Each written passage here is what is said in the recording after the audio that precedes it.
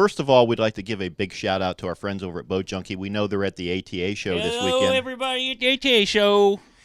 But knowing that they're busy, we wanted to hook up with another pro and bring it to you and live. Tiffany Lakowski. She's pregnant. Yeah, Delmar here is one of the local pros here near Akron, Ohio, and we're going to go over a What the Pros Shoot segment and show you exactly what it takes to be a top-level archer. Delmar, Yep. talk to us today about your setup. I'm top shelf archer, Delmar Woodlawn at Harley's Archery Shop in Akron, Ohio. Very good. Thank you. And tell us about your setup here today. I'm running this bow here. Now, when you say running, what do you mean by that? I run it. This is the one I run most of the time when I'm shooting and training. I'll run this one. It's an Elite XLR, and I run with it.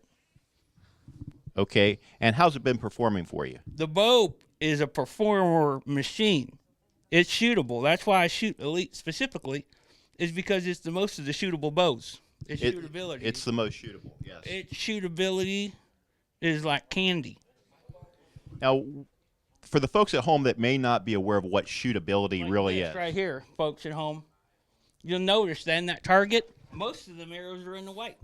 Let me see it. Well, yes, indeed they are. And, Some of these that aren't in the white, it's because I had mispositioned my paper when I started shooting.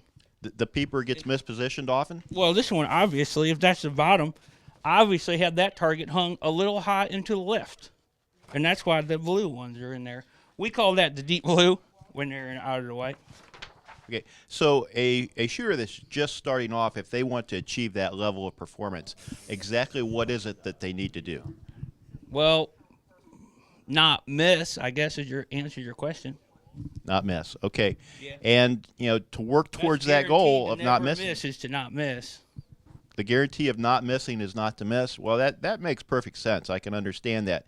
Yep. Some people may be struggling, and they tune in specifically to learn about what type of setup you're using when you go out and you achieve the pro status. In fact, you have a shirt on that is advertising one of those. They don't know who I am, but they're one of my sponsors. Okay, and when you say sponsored, what does that really mean to you? It means I run their stuff. You run their stuff? And I talk about them in videos, and when I make Facebook posts, I always remember to thank them. Are there occasions when they actually pay you perhaps not to use their equipment? That happened once. Matthews Archery is a bow manufacturer, makes equipment. They asked me not to shoot their stuff anymore, but I still shoot it. Okay, so let's talk about your setup today. Okay. What type of rest do you use? That's a good point, Doug, because this rest is a pro blade, and when I went pro, I actually switched from a trophy taker to the pro blade because it's pro. I mean, everybody likes to take everything confusing. If you're not shooting pro equipment, you ain't pro. One of the things I have noticed in the archery industry that many of the products have the word pro attached to them. That's because they're pro. Okay, like yourself. Pro shooter, yeah. Now, you weren't always a pro shooter. Tell me about the early years. It was a struggle, I would say. Days of not being pro, and I'll tell you, I'll be perfectly honest with you, videos like this helped me because I would watch people like Tim Galentine, I think his name is. Okay. He's owner of Gold Tip. He would tell videos and teach me things I didn't know, and I would apply that to my equipment, and that's where I am now. And you credit that to the videos. I think it's fair to say that in today's world, I email him all the time too. I try to call him, but he don't answer. But I leave lots of messages, and I'm sure someday we'll get caught up. and as I started to say, today's world, videos such as the one we're doing today have certainly lessened the learning curve or shortened the learning curve for those that are attempting to excel in archery. Yes. Okay, so let's talk about your setup. Okay. You have the pro blade. Pro blade used to be trophy taker, now pro blade, and it says pro on. I don't know if you can read that. And I got, excuse me, I go gassy. I got the red rest. So it will match my strings. And why is it that you use the red strings? It looks like the rest of your setup minus the rest is black, but why do you use red strings? Well, if I be perfectly honest, they were on a clearance track, so that's why I bought them. And how have they been performing for you? Every time when I pull it, it goes off. Every single time. Pretty reliable then, fair to say. Every time it goes off. So Okay. what do you want? Now, we talked off camera about this here, and I think it's worth pointing out to the folks at home the importance of that, because you had some interesting tuning tips. Yes. That's a string stopper mechanism. Okay, and you talked about special tuning techniques for that. Let's tell the folks at home a little bit more. If you don't read the instructions, and I'm not a real good reader, so when I pull out the box and I load it onto my bow that I'm running at the time, you don't know where it's going to go. Sometimes it pushes the string out. Sometimes it's far away from the string. And what do you do to make that correct? Sometimes I move it in, and then sometimes I move it out, depending if it's pushing out the string or if it's not touching the string. Okay, now let's go over this right here. What's the purpose of this? The stabilizer, or are you talking the weight? Well, I know what it's called, but the folks at home may not know exactly what this is.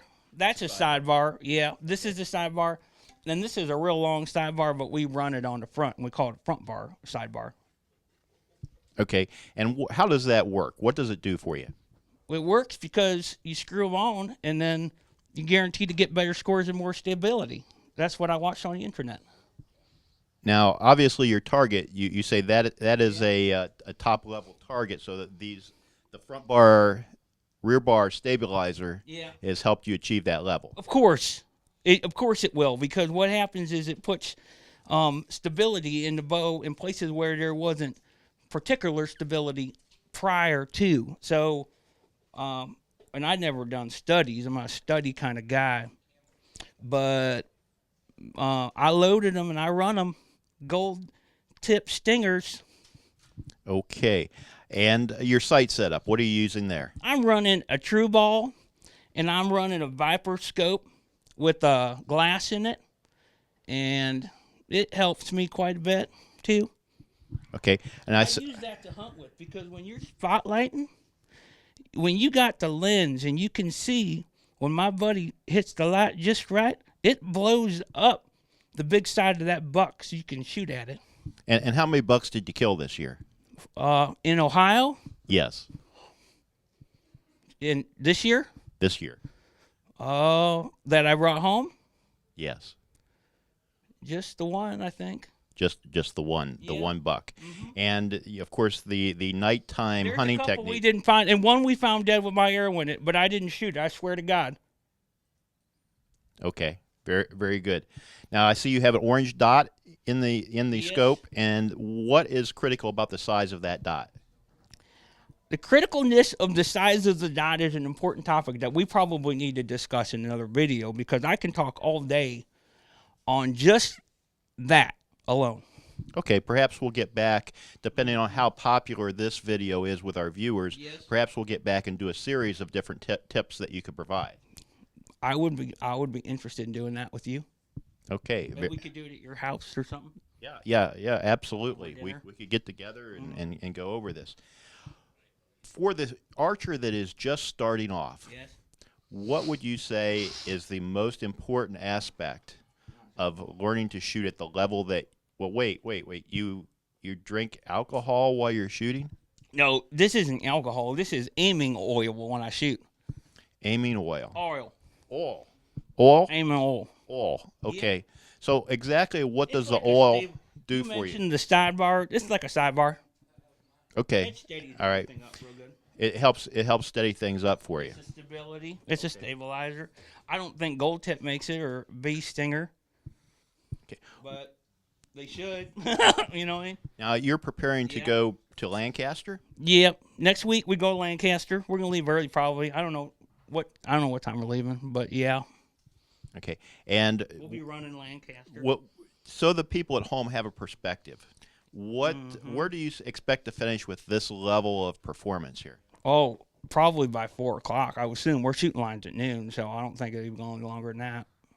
Okay. I expect to finish, but you don't know, because there might be makeup arrows and stuff. Now, I've heard you talk before, and you say, there's a difference between practicing and actually in tournaments, and you claim that in tournament conditions you actually improve. Is that correct?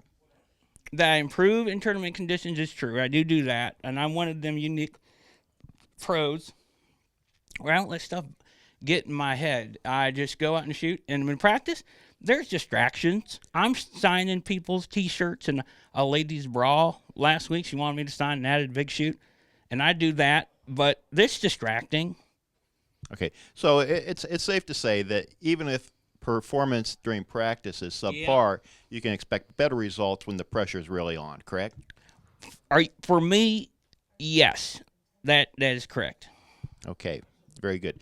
Anything else you want to say? I want to thank all my sponsors for the ones that don't return my calls. I just hope you see now that I'm a credible pro shooter. I put my time in. We spend a lot of time on the range, and I shoot for training every time I shoot. And I promote your products like I promote my own products, but I don't make any. But no, I'm trying to say is if I made my own product, then I would promote that product like I would promote your product. Like your product is my product. Now, I made the product, but you made it. But I act like I made it because I'm proud of it. Okay, very good. All right, tune in next week, and we'll have further tips from Delmar here. Next week I'll be in Lancaster. Well, Shooting at Lancaster. Okay. So. We may skip a week, folks, but we'll bring you more, provided you appreciate this, because this is a once-in-a-lifetime opportunity to interview a pro at this level. My cousin's coming into town, and she's my second cousin, so it's okay, right?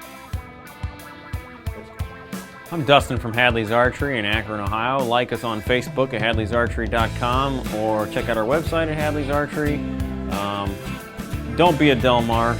If you need professional help, we help people here, or find your local pro shop where they can help you, give you expert advice, and teach you the correct ways of archery. Thank you.